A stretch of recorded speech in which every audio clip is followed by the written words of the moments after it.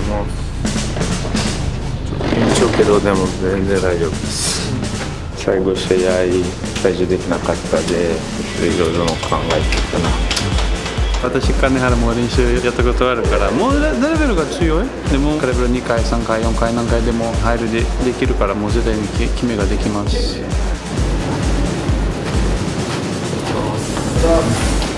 いよいよ来たなというところです。この試合にかける思いっていうのは今までで大きいと思います。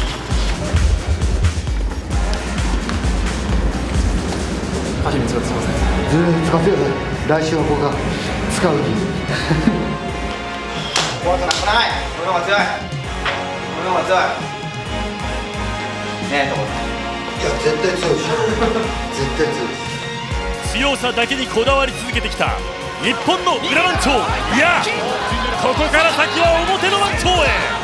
今日も所秀夫隣に笑顔で入場、金原正則。ベルトを失った今も王の力を持つ者は私であるとクレベル小池。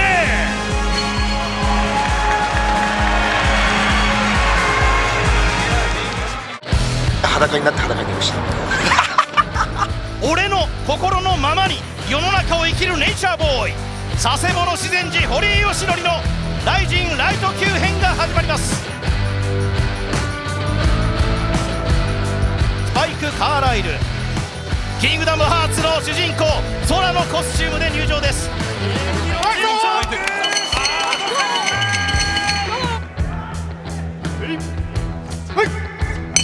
さあリミット71キロ、ライジンライト級の戦いが始まりました。先行くぞ、先行くぞ。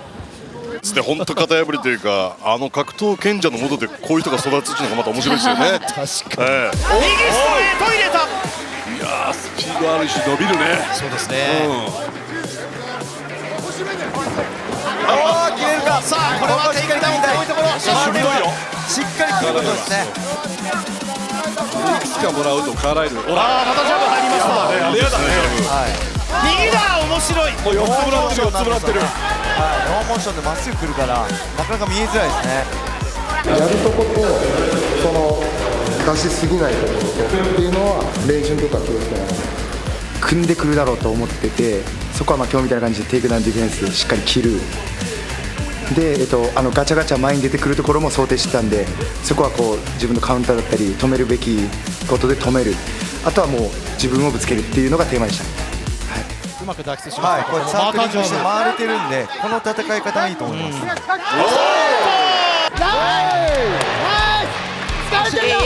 たでしょ、これは。今の聞いたでしょ。インドも聞いた。上下分けてるね。散らしてきていますでした。これもそうだ。倒せる武器をしっかり持ってるんで、だからそれをどこでしっかりこう入れるかっていう、これがちょっとだけ、ほんの少しだけこっち側に当たるタイミングで出したこれがちょっとこっちに行ってたりとか、その辺のところとかなので、来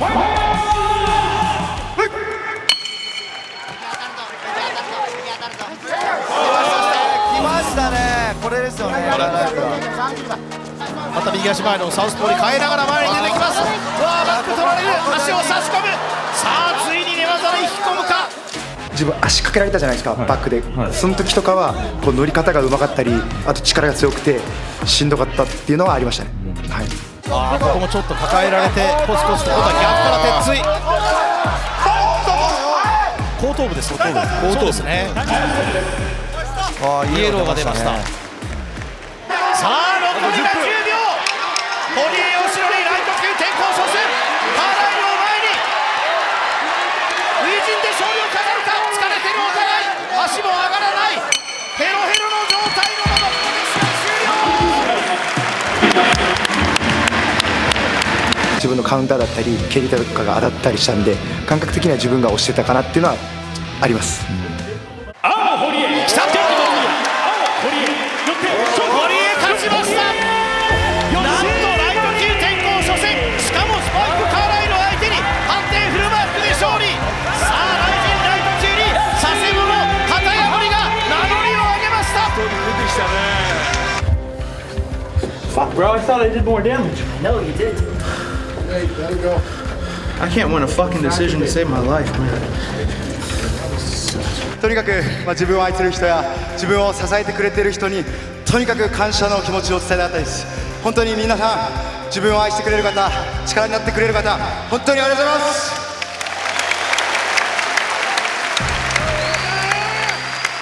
やった、よかった、しんどかった。これをちょっと持ってきたい。やった。小泉さんの声がめちゃめちゃ力になりました。ありがとうございます。でもやったことやっただけで。ありがとうございます。やって練習やってたことはちゃんと嘘つかないから。ライトにしたことによってもう一踏ん張り残れたエネルギーが体に宿ってたのかなという気はしますけどね。大丈夫です。ありのままいきます。ありがとうございます。いやめちゃくちゃ嬉しいです。河原優選手という強い選手に勝てたんで。試合直後からビール飲めないですよ今日は。兄貴から止められてますね。海さんは。そうです。今日はダメです。飲みたくてたまらんばで。いやでも止められてるんで分かんないです。じゃあ本当お疲れ様。ありがとうございます。おめでとうございます。ありがとうございます。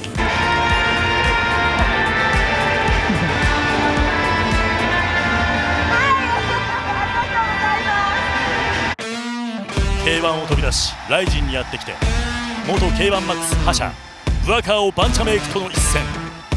しかし結果は3ラウンド判定ドローでした。今日こそ見せられるか。デモリッションマン。ライジンにおける立ち技とはキックとは、その答えはアンポルキアが示す。アンポの知名度は認めつつも強さには疑問符。強いと思ったことはありません。大嫌いなアンポと戦えるのであれば、アンポをぶちのめせるのであれば、相手の土俵であるキックルールでも問題なし。俺が公開処刑してやる。キックボクシングに降臨した聖なる破壊者宇佐美翔パトリックがアンポ討伐に向かいます。さあまずは第1ラウンドが始まりました。アンポ選手、攻撃力があるんで、1ラウンドで注目だと思います。なるほど、まあド派手な技も持ってますからね。ミドルキック、しかし左キック、ビッグ左、東京ボクシングで東京オリンピック代表の選手だと。ミドルキックも速かったし、あとは間合いも最初すごい入りにくい間合いで戦われてたんで、まあでも強いって認めてたんでね、もともと。まあ想定通りかな。コーナーに詰めていくアンポ、右左右、そしてローキックも出していきます。何かアピール、ローブローアピールしています宇佐美です。三日月を狙ったところが伊藤選手入っちゃったかもしれない。そうですね、ちょっと低かったのかもしれない。回ってもいいじゃん、回ってもいいじゃん、バックスピンキック、胴回し回転蹴りのようです。アンポルキア回転技とかも入れて、そこでなんかしっかり効かしてまとめれたらなと思ったんですけど、うまくいかなかったですね。アンポが笑っています。カナダの宇佐美もおっと、アンポルキアの攻撃、久保選手、アンポが前に出始めましたね。そうですね、ダウンを取ったテンプルを捉えたか。ボディ効いて腕が下がったところにパンチ当たってるんで、ちょっとこれは宇佐美のダメージはどうでしょうか。膝には上がっていった。しかし今タックを抑えています。筋肉が大丈夫。だいぶ効いてるっすね。だいぶ効いてる。ちょっと気持ち悪かったっすね。膝蹴りに関しては正直僕はですよ、当たってないと思ってて、こんなこと言ってあれなんですけど、僕は倒したと思ってますけど。いやでもあれだって10カウントでしょ普通に。あかんだよ、暴言で。はい、すみません、嘘です。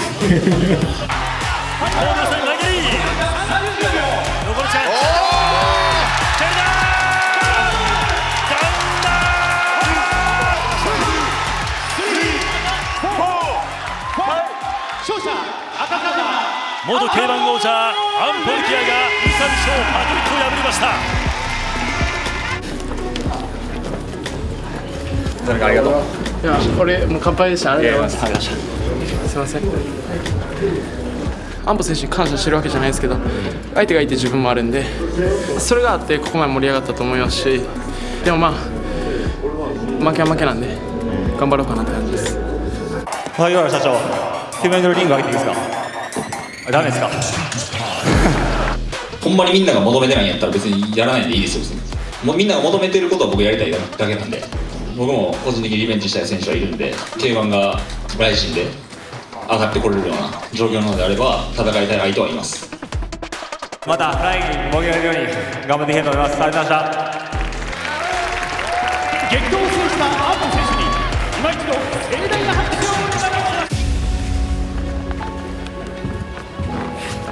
す。リラックスできてるんでいい感じだと思います。まだ試合モードには入れてないんで、ここからさらに上へのステップというか、まず目の前の相手しかまだ見てないんで、とりあえずぶっ倒してきます。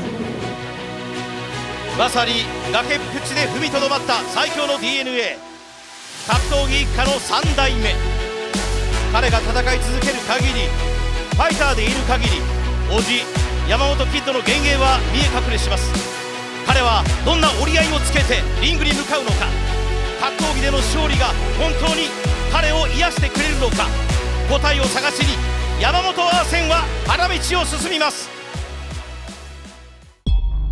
リングで待つ山本アーセンの相手は、京都から世界へを掲げる鋭く危険な牙を持つ身分の狼。山本アーセンの実力査定人はディープフライ級暫定チャンピオンです。ムエタイ仕込みの打撃系 MMA アーティスト、京都府京都市生まれの31歳福田龍也。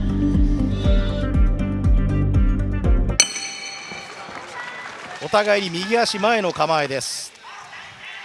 近いところです。アーセンが中心を取る。山本アーセンがバンタムから転向、この階級に1つ階級を落として2戦目になります。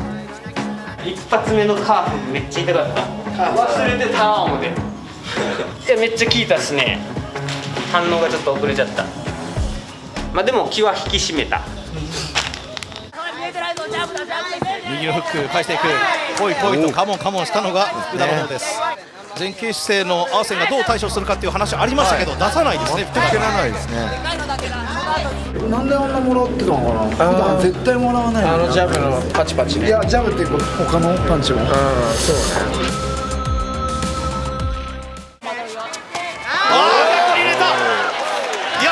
すごいですね。さあいくか詰めるか。さあパンチ入れた。アーセンの右捉えた。あんまりチームに言わないで、立ち技でちょっとマジで行ってみようってもう聞いてるって分かってたんで、絶対倒せれると思ってたんですよ。だからあそこで何も変えずにちゃんとテイクダウンも狙いながらやってたら、またどっかで当たって倒してたんじゃないかなと思って。ボディーが効いた。山本アーセン左か。アーセンの左も入りましたね。ギザだ。さあシングルレッグ倒しきるかどうか。いや外した福田。ここでいけるのが福田。右を振るアーセン、左を返す福田。押していきます福田。今の左。確かにお互いの攻撃にお互いが応えています。ああまたドクターチェックか。だいぶ生えてきてんね。そうですね。うわ再び今度右目の上のカットもあります。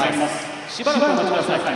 あ、かなり右の上が深いですね。ねえお願い今やめられないんだって。お願い止めないでできんの俺マジで。ダメだ。なんとドクターストップ。無情にもドクターストップ。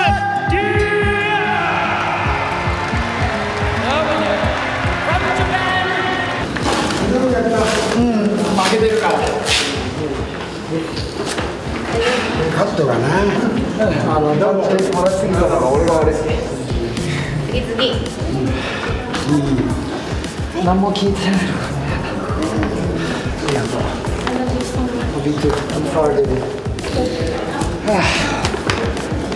もう一回やりたいとしか今思えないし、ただ自分のダメなところが今までで一番見えて、自分が何をしないといけないか一番見えた試合だったんで、極論やることは変わらないけど、いつもやり続けますそれが強さだから。やっぱり俺はね、死んでもレスラーだっていうことをこれから忘れないように、仲間たちで話し合ったことをしっかり最初から最後まで遂行するような選手になりたいです。ありがとうございました。いやそれ悔しい思いはいっぱい俺も経験してるから、まだまだもっと強くなれる。4年5年あるからね、俺の年になるまで。4、5年あればいっぱい経験できると思う。またもう一回戦える時が来たらいいなと思って。ぜひ引退するまでに上がってきてください。めちゃくちゃ楽しみにしてるから。時間は有限、そんな若くないのを把握してるから、外国の人と当ててもらえると嬉しいです。だっとそうやったらやりたい。堀口選手もやらせてもらうんやったらやりたいですけど、今後楽しみにしてます。ぜひぜひまだまだもっと強くなってみんなでヒリヒリしましょう。どちらがトップ戦線に食い込んでいく、そんな内容を見せるんでしょうか。今ゴングが鳴らされました。タクリタックシングルレッグに入ってきました。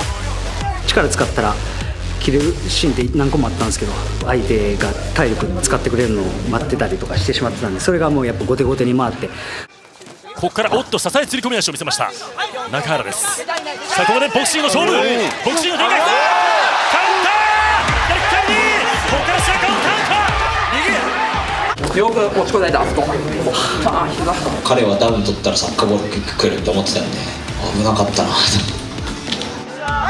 ーポー選手は1人攻めていった中原タックルだ、コーナーに落ちた中原良樹、中原良樹3対0の判定勝利。白川陸斗を破りました。 You did not do any big mistake, no? Okay, but little bit more pressure. Go. Yes. Because sometimes you go, Nakara come back, Rikito go back, Nakara go back. Like this. No. Go back. Okay. Boom. まあまだまだです。本当にもっとこう強くなって帰ってきたいです。みんなびっくりさせたいです。生き残った。いやこれで進歩してまた。はい。これでしんどい試合。いやよかったマジで。連敗は許されないって結構周りには強がってましたけど、考えてもコントロールできないんで先のことは。もう試合中もずっと聞かされたと、もう今をやれ今でやってきたこと出たんで、次いけそうなんで、個人的にはやっぱ引き出しの開け合いってなると斉藤選手とかだったらなんかお互い引き出しの開け合いになって、そういうところでしか僕は見せれない、やりたいですね。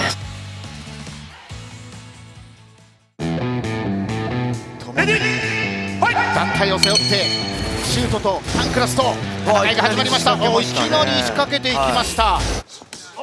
このカーブですよね。左から右グランドきた。テイクフェイント混ぜながら置かないと。ラスト。これはテイクダウンを取っていった。岡田選手立ちじゃ難しいと思って組に結構来てたんで、ちょっと厄介だったんで組はやめて打撃でいこうって。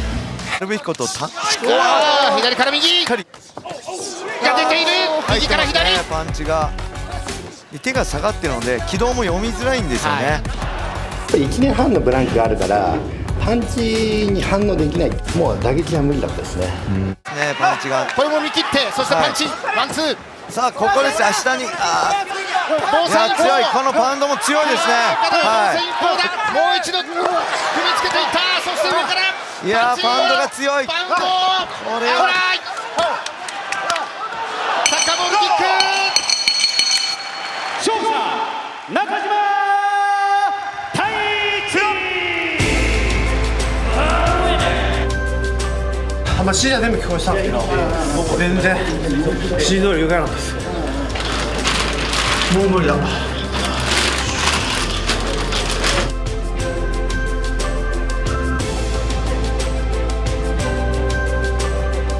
全部出してや。中途半端でいいよ。こんぐらい僕そうですね。もうこれで。はい。フィールド渡してもらって解釈してもらったっすね。くそー。完璧な試合。いや、過信してましたよね、自分のこと。まあ今回 KO っていうテーマがあったんで、あやべおむすびやらせてくださいっていうの忘れた。すぐにでも朝倉海選手とかアチルチャ選手とやりたいですけど、さすがにそういうわけにもいかないんで、元谷選手とかいいんじゃないですかね。レディーファイト。さあ第1ラウンドが始まりました。寝技師対決、いきなり飛び膝。すぐ下になってきたんで、相手も序盤で決めるつもりだったのかなと思いますけど。これいい。いいですね。ガードの中ならもう肘バウンドで、その辺は予想通り当てれたかなと思います。下から1本が取れない状況なのに、取れなきゃ取れないほど頭がそれだけになっちゃって、素人臭い試合をしてしまいました。極上の寝技師の技の攻防。ここで試合終了。勝利確信か。ユナニマスディシジョンで一日の長がありました。やはり真島和正がこの極上の寝技師対決を制しています。そんなわけねえわ。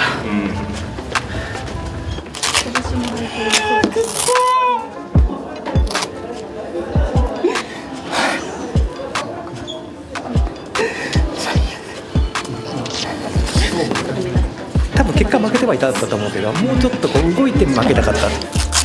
真島選手とやってこんなに動かないか、動かせられないかっていうので、多分いい経験だったと思うんですよ。今までは勝ったから次誰とやんだろうっていう感じだったんですけど、負けて次誰とやんだろうとも思わないし、いやちょっともうちょっといろいろ考えて頑張っていきたいと思います。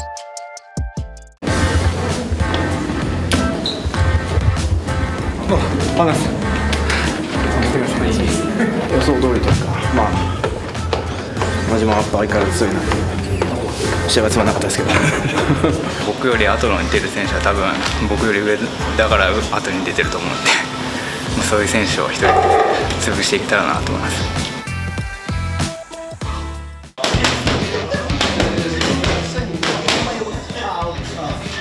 基本的に上取って殴って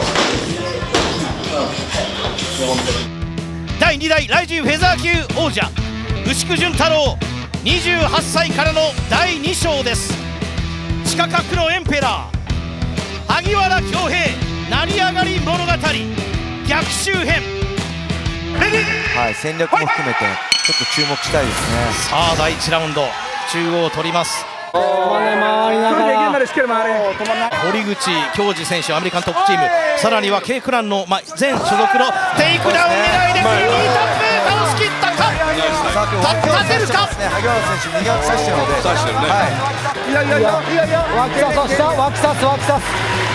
脇させとって聞こえなかった。聞こえました。なんで刺さない。いや、柔道のこれでこう投げるのが絶対下で。もう一つインドの強い左、入れたのは牛久。一瞬下がった。打撃を出してテイクダウンに入る。でもし相手がテイクダウンを切るのに徹底したら、今度タックルフェイントにしてどんどん打撃を当てていくっていう。焦んない。取れたら両足に変えちゃう。久々の勝利を挙げた萩原。萩原選手も進化してるよね。組の対応力だなと思うんですけど、自信を持って挑んだ一戦だったので、それが通用しなかったっていうので、さあじわじわと宇多田さんがさあボードが入るか。さあここは全てこらえられるか萩原恭平。投げてもいいや、投げて勝つためにやれることを全てこの位置で遂行しています。これいいね。さあアメリカントップチーム所属となっての初戦、牛久潤太郎、萩原恭平を最後完封したか。判定3対0です。牛久潤太郎が連敗を止めました。第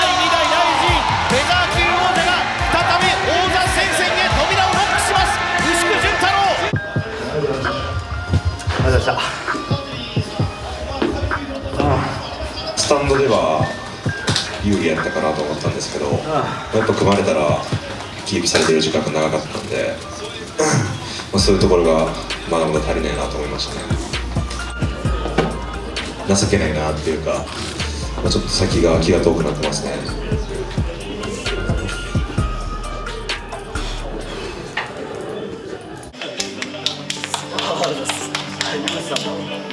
めっちゃ硬いんだもん。びっくりしたんだけど俺びっくりしたわ。硬かったっす。硬い俺もっと楽にいくだろうなと思ってたらちょっとどころかガッチガチにこうやってやってるから俺やばい、それやばいと思って、今日これは一発出すって言われたんですよ。はい、これしか出てないこれが出てないトップ目指してもう一回ベルト取るっていうその気持ちは変わらないですね。はい、そのために僕も環境を変えていろいろ飛び込んでるんで。本当に金原は悪レベルを通せるただ一人の日本人なのか、それを証明する戦いが始まりました。さあ川尻さん、いよいよ始まりましたね。いや始まりましたね。ワクワクしますね。どういう試合展開になるのか、最初注目ですね。そうですね。左手一番大きいのはクレベルにビビらないこと、絶対自分から先に手を打ってたわけですよ、決めてでそれが、右ボディの左のフックだったんですよ。ボディから入ったら調子いいと思ってください。 OK。 あとはもう知らないです。前蹴りから、そして中に入っていこうというクレベル攻撃がありますが、クレベルがどうするかですね。組んでいきました。そして今首相撲展開から右のパンチ、左キック、しかし殴り合いだ。膝打ち合い応じた両者。さあ右だ。膝入ったかな。そして今テイクダウン。作戦というかクロスレンジの顔面膝っていうのが1回だけすごいいいのがあったんです。ああいうのもやってはいたんで1個収穫はあったといえばあったんですけど、何をもらったのか分かってなかったんですけど、多分ババンってダウンしちゃったんですよ。その時に組んだ時の手応えで、これ組みいけるなと思って。ちょっと待って。チョークに捉えた。王の力を持つのは今もなお私なんだと、それを示しているクレベル小池。ギロチンは全く大丈夫です。それよりも手首を持たれてその後の三角に移行することの方が自分は気をつけてたんで、1ラウンド目終わった時結構思ったよりクレベルが疲れてた。そこは自分の誤算というかいい誤算だったんですよ。でそこから2ラウンド目とかも自分が手札いってると思うんですよ。組んだ。金原が組んだ。金原が組んだ。テイクダウン。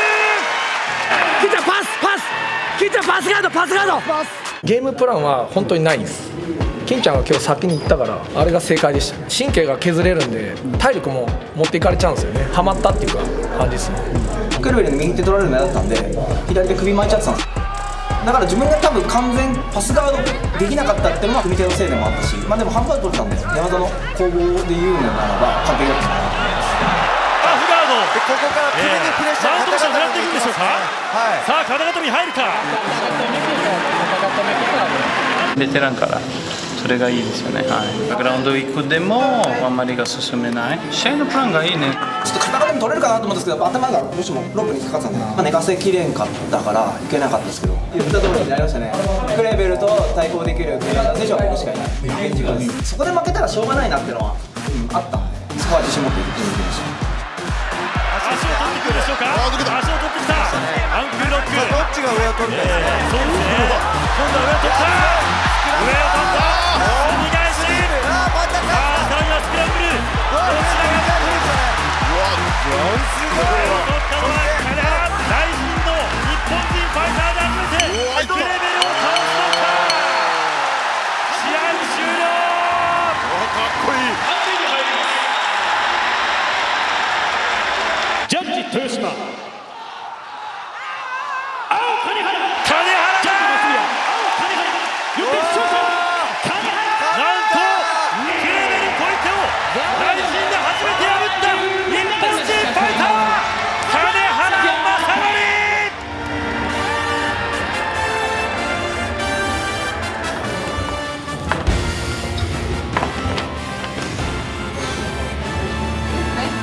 予想って意味がないなっていうのは思いました。だから何が30になっても何かあってもおかしくないと思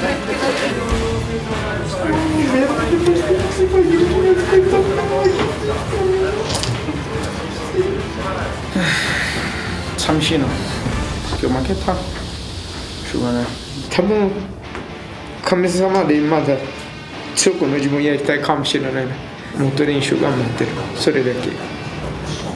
まだ直からでももう本当に今日カイブルの動きがちょっと良くない。指が折れて、私彼に言ったらごめんね、今回がちょっと練習が手伝いできないからもっと手伝いできるなと思いますですね。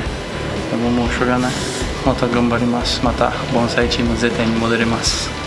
大晦日で試合期待来年できればお願いします。誰でも私と戦いたいです。俺の覚悟見たでしょ。覚悟だから言ったでしょ。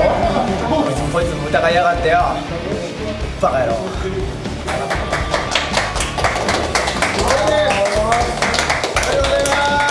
めちゃくちゃすごい、もうすごいとしか言いようがなくて、もうそれしか出てこないです。信じられないぐらいすごいです。もうここでやんなきゃもうダメでしょっていう感じです。やります、頑張ります。やっぱクレベルが怖かったんで、本当にええんかったんですよ。もうずっとカウントなんですよ。この試合は本当に勝ちたかったの、もう気持ちの方が大きかった。でも盛り上がってくれたんでよかったです。作るとかにはできないじゃないですか、そういうの。特に若い子とかにそういう影響力がないけども、僕らが作ってきたものの見てきてくれた人たちがみんな楽しんでくれてるなって思ったら嬉しいっちゃ嬉しいですよね。僕にしかできないことではあるので。一応ヒロ勝ってこいよ。やろうな、頼むぞ、待ってるぞ。まあ大丈夫じゃないですけど決まったらもう大丈夫はないとダメですよね。まあ覚悟を決めて、まあでもやらなきゃいけないですよね。